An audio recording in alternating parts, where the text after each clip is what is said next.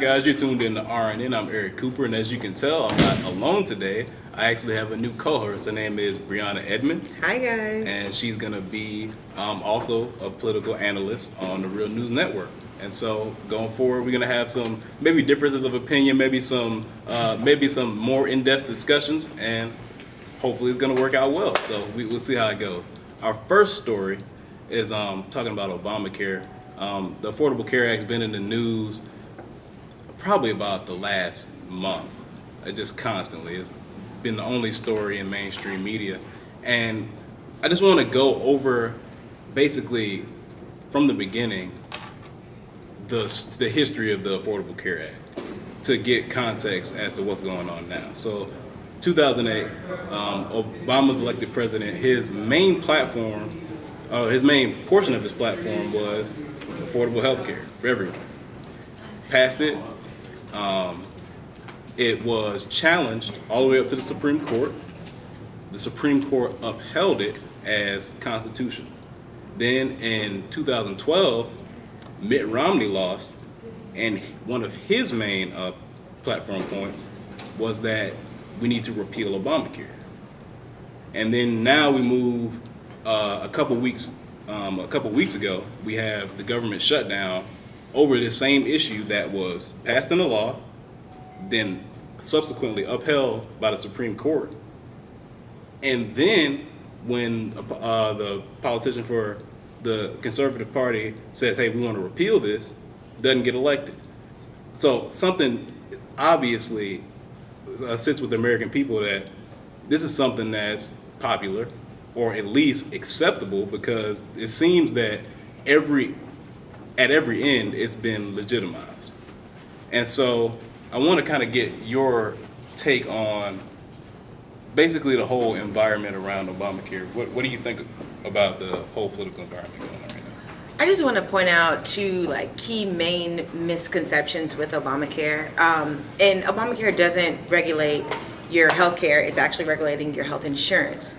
And it doesn't replace private insurance or anything like that. It just helps you if you don't already have it, or with the health regulations, the health care regulations about how they have this kind of ceiling where they can just kind of make their own rules, and they're able to do whatever they want. And if they want to hike up prices, and they can hike up prices. So this is kind of more regulation than it is for a repeal of health care or anything like that. And a lot of Americans have a lot of misconceptions about those two key points about healthcare and what Obamacare actually is. Yeah. And I don't think that it's actually hurting anyone. Obamacare, pretty much, if you already have health insurance, then you can keep your health insurance. If you have Medicare, Medicaid, or whatever, you can keep that and continue as is. But it really helps a lot of Americans who aren't able to afford health care, and makes it more affordable for them, so that it's not an expense that they have to worry every month oh, I can't afford this or anything like that. It's something that every month is affordable for them and can fit easily within their budget. That's an excellent point. And there's a lot of, like you said, there's a lot of misinformation about Obamacare. In fact, I want to go to graphic 1, and there's a clip from the Conservative Heritage Foundation. They have a quote about Obamacare, and I just want to point out the misconception in the quote. Graphic 1, the heritage analysis is deceptive because it does not factor in the substantial premium subsidies most consumers will receive to help them pay for their insurance. Heritage simply pretends these subsidies, in the form of tax credits, do not exist.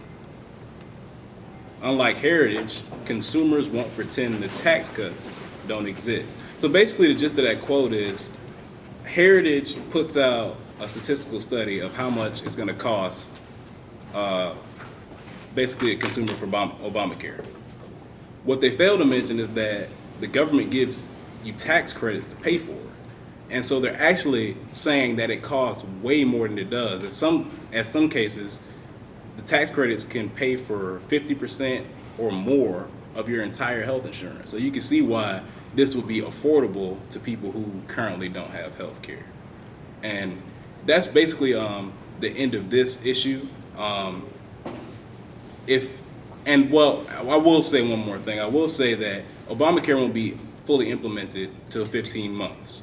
And so if you hear criticisms about it, think about the fact that what are they actually criticizing? Because either it's going to succeed or fail. We all agree on that. But you can't criticize it before it's implemented.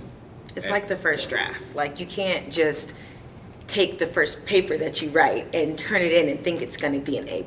Like, you actually have to make edits to it and see what works and what doesn't work. And right now we're just in that stage where we're seeing what works for Obamacare's website and what doesn't work, and how they can further implement that so it helps the American people. Yeah, that's definitely a great analogy. Definitely. Next, we have the story from Nebraska about a judge who ruled that a foster child was, quote, not mature enough to have an abortion. Now, the law in Nebraska is that under the current statutes, a foster child is a ward of the state. And basically, the state can decide whether or not the child can have an abortion or are responsible enough to have an abortion based on the judge's ruling. It used to be that a child could get an abortion without consent from their parents in Nebraska, but now you have to get consent, or you have to get a judge's approval that you're mature enough. And my contention with this is, if you're not mature enough to have an abortion, how are you mature enough to raise a child for the rest of your life? It seems like very obvious common sense to me. What do you think about that? I just think that there's so many people trying to make decisions for women when it's a woman's right. It's a woman's choice. Like, obviously there's different stories where you're not old enough, you're not doing this, but then the core issue goes back to what is the sex education statute in each state? Like, how are you educating these children, because they are children, on the proper ways to go about sex education or things like that? And that in turn prevents the pregnancy aspect. So then you wouldn't even have to go into this whole abortion thing, because the education is there for sex education and sex ed. For abortion, as far as being old enough or mature enough, I don't see, if someone is pregnant, then they automatically kind of become adult, legally or not legally. You're responsible for another life. So if you're responsible for another life, then it's either your choice to be able to bring that life into the world, or if you think that you're not able to and abortion is the right choice for you, then you should be able to make that decision for yourself, because ultimately it's not the government or the judge who's going to have to raise that child. It's that child who is raising the child. Exactly. So for, the judge to rule that you're not mature enough, I would urge that judge to put himself in that particular person's shoes and say, am I going to be the one who's going to be is this child going to be on welfare? Is this child, going to have to go through extra government programs in order to support this child? Who am I to say that this child is not able to raise or is not able to make the decision to not raise another life? I don't know. Yeah, and what you said made me think of the fact that most people who are against abortion are also against entitlements. And it's kind of like, how can you be against, like, if you're pro-life and you're saying, okay, I'm pro-life, but you're against entitlements. So you're against giving these kids that you're forcing these women to have, you're giving them no opportunity to live a sustainable life. It's so contradictory. I don't really know what else to say about it. But one last quote from the judge. The judge said, literally, "You will kill the child inside of you." And I have a problem with that, because when you're a judge, you're supposed to be objective. You can have your own opinion, but you're not supposed to bring it to the courtroom. It's not like he even said it after. He said it in the trial to the girl. You're going to kill the child inside of you. Whether you consider it a child or an unborn fetus or whatever you want to call it is your opinion. You're entitled to have that. But when you're a judge, you're supposed to rule on the law and not your own opinion. And that's all I have to say about that. Well, guys, that ends today's show. We have several segments of our RNN broadcast. We have sports, we got entertainment, we got all types of stuff. So just click on the links, look on the side, you'll find it. Check us out on Twitter, and have a nice day. See ya. Bye.